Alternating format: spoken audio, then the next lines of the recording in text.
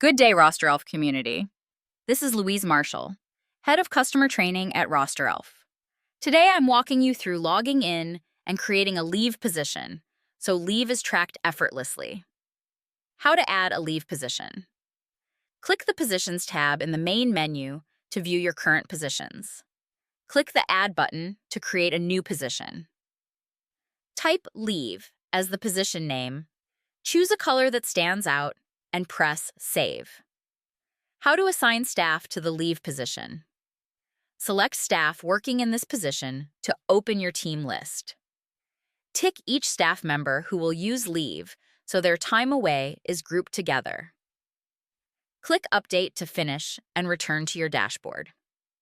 Thanks for watching, and remember, our friendly support team is only a call or chat away. Happy rostering!